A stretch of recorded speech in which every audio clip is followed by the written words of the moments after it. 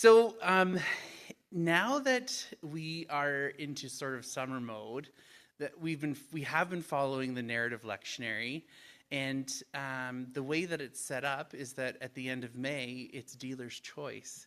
And so a lot of narrative lectionary preachers come up with a sermon series.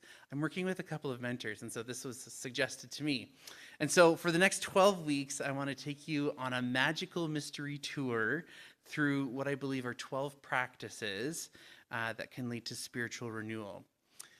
And when I say spiritual renewal, I'm not talking about sort of emotional highs or mountaintop experiences or some kind of religious ecstasy. Sorry if that's what you signed up for. But I'm talking about personal and communal healing. And so I'm really looking at more deeply connected, getting more connected to ourselves, with each other, and with God. And that's where I'm going with this. And so this series is inspired absolutely by the 12 Steps of Recovery. And what many people don't actually know is that the 12 steps didn't emerge out of nowhere. They grew in part out of an earlier Christian renewal movement called the Oxford Group. And so this was founded by a Lutheran minister, Frank Buckman, so the movement was not Lutheran, but the minister who started it was. And so the Oxford Group encouraged ordinary people to practice 4 things: honesty, confession, prayer, restitution, and attentive listening to God. 5 things, sorry. And so the listening to God was kind of where the juice was in the program, because it taught people how to listen Quaker style for the Spirit to speak. And so it wasn't created specifically for people who are struggling with addiction. It was intended as a pathway of spiritual renewal for anyone who's seeking sort of a more authentic or deeper spiritual life. And so the founders of Alcoholics Anonymous riffed off of them, which was great. And so they adopted those practices. And the 12 Steps was one of the most influential movements of personal transformation the world's ever seen. So over the next 12 weeks, we're going to borrow some of the wisdom and ask what it might look like, not for just individuals on an individual level, but what churches, communities, and societies can do to experience sort of that renewal. And so each week I'm going to ask a question and try and answer it. And this week the question is, what if pretending everything is fine is the thing that is keeping us stuck? Now, I want you to know that my mentor helps me with my sermons. Like we go back and forth, and he said, it's really important that you make sure that they know that you're not pointing at anybody, or, so, and I'm not, and I've heard some conversations already before where I touch on some things. So, it's just the way the Holy Spirit works. I don't know what to say about that, but yeah, this isn't any kind of indictment about our community or anything, but if the shoe fits Cinderella, then you got to wear it. So sometimes in our personal lives, our relationships, our workplaces, or our churches and society, we encounter at very least a lack of flow, or something feels unsettled. That's at best when things aren't working right. So maybe personally you're feeling restless or irritable or discontent. Maybe there are tensions that keep resurfacing in your relationships. Maybe work has become a source of constant frustration. Maybe church life has felt a little off or disconnected. Or maybe you have even noticed, if you've watched the news at all, this growing polarization and agitation in the world. So some of those experiences are caused by circumstances that are completely out of our control, but sometimes they are invitations to pay attention to maybe a movement that is going on that we could have control over. So sometimes there's signs that something beneath the surface needs to be acknowledged. So the discomfort that sort of comes up is trying to tell us something isn't right, or something needs an honest appraisal. And often, the more energy we spend pretending that everything is fine, the longer we remain stuck, and the more twisted up things can get. So, in today's reading of Chronicles, when's the Bible coming into this? Here it is. So in today's reading of Chronicles, the chronicler is recounting, centuries after the events have happened, the national memory of a story about the interaction between King Solomon and God. And Solomon has just finished building the temple in Jerusalem. And in chapter 6, he's offered this really lengthy prayer. And he's asking God, when people stray from God's ways, when they experience hardship, when they find themselves in trouble of their own making, that God would hear them, forgive them, and restore them if they turn back. And so the examples of the troubles that come up in that passage are about droughts and plagues and locusts and military defeats. These are some things maybe we know about today too. But the worldview of the ancient Israelites is often connected national crises with spiritual failure. In fact, that concern runs through much of the Hebrew Bible. So again and again in the prophets, they're arguing that when society abandons justice or neglects the vulnerable or forgets its covenant responsibilities, the consequences eventually catch up with it. And so when the prophets are talking about justice, they're not concerned with how many times you go to synagogue or if you're keeping kosher, but they're talking about sort of the overall justice that's happening in their world. So their concern is with how people treat one another, especially the most vulnerable among them: the widows, the orphans, the foreigners, people who are experiencing poverty. And so, yeah, it's a recurring theme in the prophets, and when justice is abandoned, everyone suffers. So, and while we don't know exactly who wrote the book of Chronicles, we think that they're connected somehow in circles to Ezra and the priestly leadership after the exile.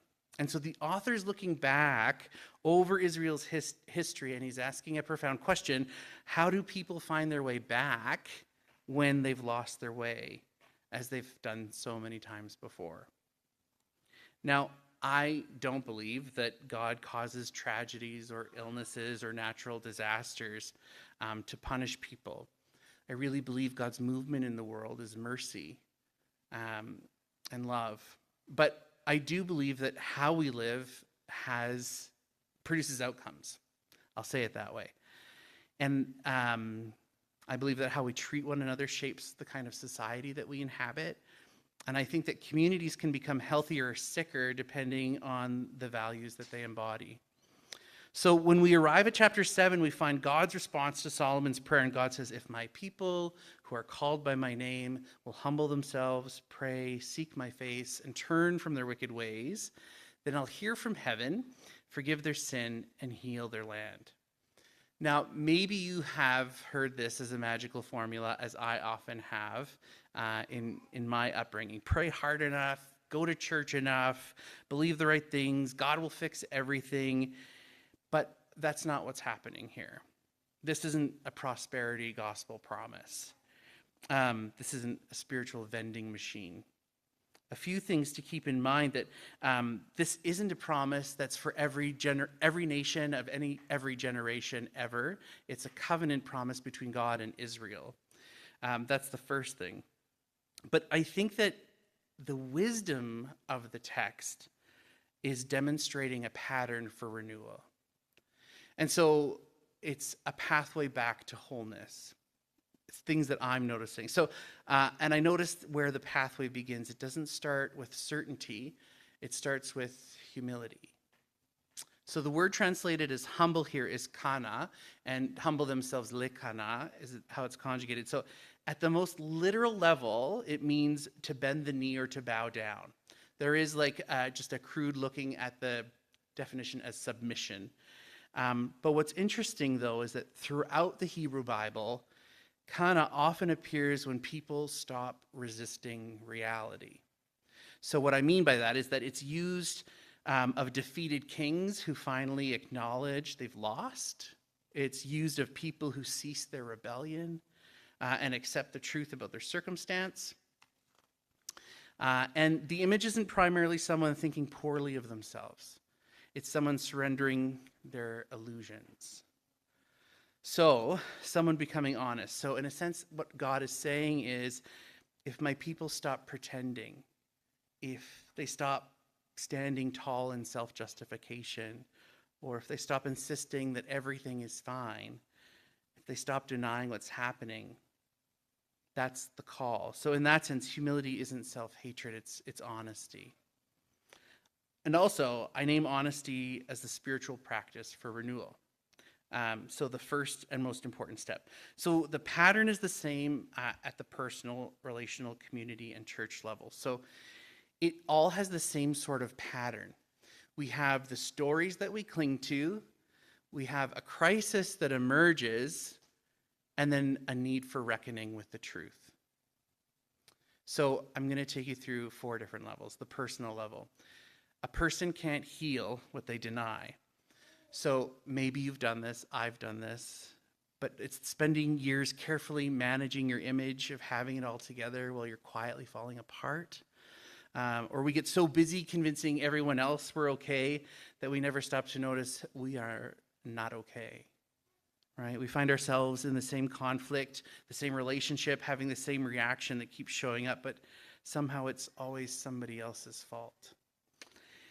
And a family can't heal what it denies either. Every family has a topic that nobody wants to talk about. Everybody has that topic in their family. And whether it's addiction that nobody names, or it's grief that nobody wants to touch, conflict, everyone walks around, everyone knows it's there, but for some reason pretending becomes easier than addressing it. I know this might be painful to hear, but when I was very young, I had an older sister who died. I was 8 and she was 18. And I remember going to the funeral, and then we never spoke of her ever again. Ever.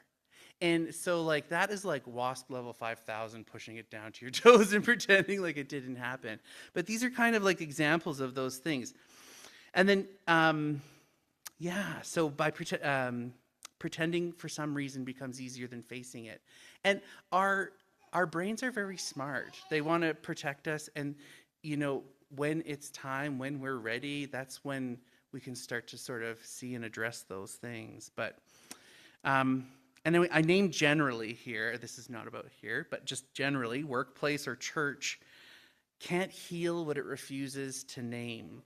So the burning out or the conflict that gets buried rather than addressed, or the dreaded financial situation, or past hurts we pretend never happened. Everyone senses that something is wrong, but nobody wants to be the one to say it out loud. So, and then finally at the national level, we can't heal what we insist never happened. So overtly or covertly. So blatant racism we condemn, and then the polite racism that we excuse, or the colonialism that we acknowledge in theory but struggle to recognize and practice. It's all the exclusions that are woven into the systems long after the intentions have been forgotten. So it's a difficult practice, honesty as a spiritual practice, and it's a difficult practice because it is disruptive. It can shake the status quo. It can cause incredible upheaval. Anyone who's gone through therapy or recovery or spiritual direction or deep personal work knows this.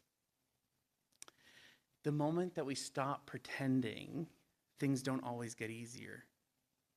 Sometimes they get messier. And the stories we've been telling ourselves begin to crack, and the coping strategies that once protected us stop working. And the truths that we've been avoiding demand our attention. And that can be really unsettling. Honesty can disrupt relationships, it unsettles families, and it can expose wounds that have been buried for years. So I don't think, though, that honesty creates the problem. I think it reveals it. And what is revealed can no longer be ignored. So if you think about the family where someone finally names the addiction or the abuse or the secret or the pattern everyone has been tiptoeing around, it creates monumental conflict. And it might even feel like everything is falling apart. But what's actually happening is that the truth is finally creating possibilities for something new. And the same is true for churches throughout history. Again, generally, congregations have faced moments when they recognized they had drifted from their values, or they harmed relationships, or lost sight of their calling. And those moments are really uncomfortable. Defenses rise, people become really uncomfortable, but healing often begins when truth is spoken. And then the same is true for society. So when we begin talking honestly about racism, sexism, and colonialism, there is backlash. Always. We saw this as survivors of residential schools began telling the stories and inviting our country to reckon with the truth of what happened. And the stories led to the Truth and Reconciliation Commission, but it challenged the stories Canada had long told about itself. I remember in grade 8, our teacher had shown us the movie Where the Spirit Lives. I don't know if you've ever seen it. It's available on YouTube, and it's from, this is the 80s, and it was about the residential schools. And I remember after she asked us, we were in grade 8. That was, good for her. And she said, "What did you think about this?" And I said, "I thought Canada was so great because this is where the Underground Railroad ended up." I had no concept of those things. And the anti-racism and the decolonization work, that was probably the start of a very big mountain to climb. But even now, we're witnessing the rise of residential school denialism. So efforts to minimize, dismiss, or outright deny the experiences of survivors and the harms inflicted by residential schools. So that honest reckoning can create that polarization because not everybody is ready to hear the truth at the same time. But we cannot believe the lie that disruption is the problem. A need for disruption is often a sign that something long buried is finally coming to light. And while the truth can be painful, it's almost always kinder than the energy it takes to keep avoiding it. And I think that the chronicler understood something similar. When the chronicler looked at the droughts and locusts and plagues and national crises, he saw symptoms of a people who had lost their way. And while I don't share the belief that such events are direct punishments from God at all, I do think he understood something profound. I think that when our lives are disconnected from what's true, the outcomes eventually reveal the fact. So the consequences can show up in our bodies through stress and addiction and burnout. They show up in our relationships through conflict and resentment and estrangement. They can show up in our communities through injustice, exclusion, and polarization. So the locusts and the plagues might look different today, but the pattern is really familiar. And when we ignore reality long enough, eventually reality gets our attention. Now, again, the passage we read today is not prosperity gospel formula. It's not name it and claim it in the name of Jesus, 3 syllables. But its wisdom, though, I think, lands because it's pointing us toward a pathway of healing, one that begins not with blame or shame, but with an honest appraisal of reality. And I will also say this work is never meant to be done alone. So if any way you have in your mind, I'm going to go home, I'm going to bust this whole thing open, I recommend that you connect with somebody who is a spiritual director, an elder. I'm happy to meet with you, a friend that you trust to help you process and hold that. We cannot do these big, heavy things alone. That's the power of community, right? Especially authentic community. So we do it in community through relationships, through professional relationships, authentic connection, accountability, and the presence of people and of God. And of God. I do not deny the power of God moving in the truth-telling that happens. And also, I don't know how to qualify this in this moment because I'm going off page, but there's something that happens when you stop fighting and relent to God, that a space opens up. I don't know how to articulate that. It's almost like you've been pulling at tug of war and your knuckles are bleeding and everything, and you finally just kind of release it and you have yeah, that's kind of, I'm not saying it perfectly, but with each other and with God, we can go into these truthful places, and that is where the renewal happens. It's the first step. But here's the good news. I know this has been very heavy, but when we get honest about our pain, and when families get honest about their wounds, and when a church gets honest about its challenges, and when a nation gets honest about its history, that's the beginning of the healing journey. That is the beginning of renewal. And honesty doesn't fix it overnight. Healing, though, can only happen in reality. And we can't heal what we refuse to acknowledge. And Jesus said, you'll know the truth, and the truth will set you free. And I believe that. So this week's practice, if you're open, maybe you're like, I am not coming for the rest of the summer. This was too heavy. And that's okay. But if you want to, if you're feeling like you want to connect with some kind of spiritual renewal, the practice is honesty. And so pay attention to the place in your life where you're spending the most energy pretending everything is fine. And maybe you can ask this not only of just yourself, but of your family or your community or even your church. What truth is waiting to be revealed? What conversation have we been avoiding? What grief have we not yet allowed ourselves to name? What wound have we learned to live around rather than heal? What story are we telling ourselves that no longer fits who we're becoming? And what new possibility might emerge if we had the courage to tell the truth? So may the Spirit grant us the grace to be honest, the courage to be vulnerable, and the mercy to begin again.